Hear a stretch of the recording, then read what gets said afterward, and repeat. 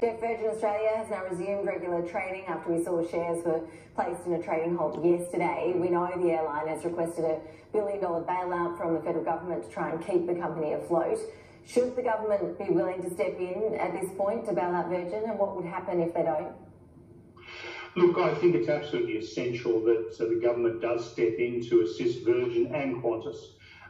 We've already seen in the United States that the US government has poured in Australian dollars $90 billion into their aviation infrastructure. We know airlines like Qatar and Singapore have received or going to receive significant assistance, because when we get out of this, we want two vibrant airlines who are going to provide really good fares to all our tourist destinations.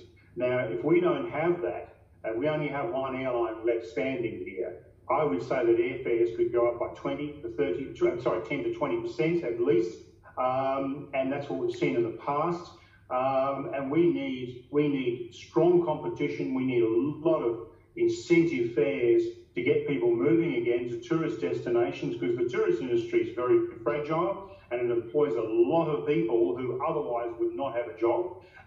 So it's essential that we have a vibrant industry. So the government really does need to step up, because if it doesn't, then Virgin and Qantas could be in a very, very bad way at the other side of this virus.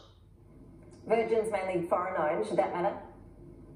Well, yes, it is. Yes, it is foreign and mainly foreign owned. But the government allowed that to happen, and when they did allow Virgin to move into the country, back in 1999, I think it was 1999, that devastated Ansett, put Ansett out of business. So they've allowed this to happen. They've allowed infrastructure right across Australia to fall into foreign ownership, sometimes 100%.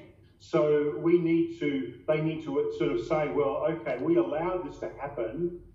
We now have to take whatever measures are necessary to protect this piece of critical infrastructure. And by the same token, Qantas is 49% foreign owned.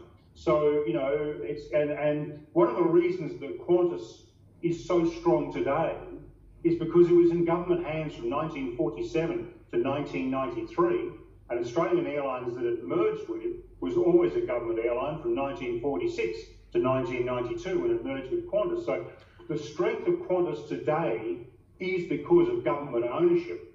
So we have to keep a balance on all of these things, Ash. Was it fair enough for Qantas to jump on this yesterday and say, well, effectively, if Virgin gets $1 billion, we deserve $4 billion? These are huge numbers being thrown around here, Jeff. Look, they are huge numbers, and it's a very valid point that you raise. But we have to be fair and equitable, and so whatever Virgin gets, we need to extrapolate it to prop up Qantas, because I can promise you that Etihad, Emirates, Qatar Airways, Singapore Airlines, these carriers are going to get massive assistance from their governments. And after this coronavirus is over, we don't want Qantas to be a shell of its former self. We need a robust airline industry, and it's particularly critical for the regions. I mean, of all the countries of the world, in the Western world, Australia needs air travel more than any. We've got this very sparse population, vast distances. We need this.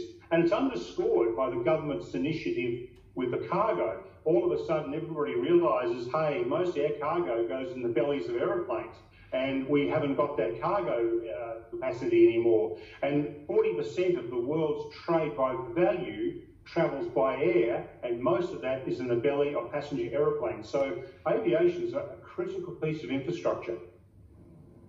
Geoff Thomas, always good to hear your insights. Thank you for joining us on Newsday.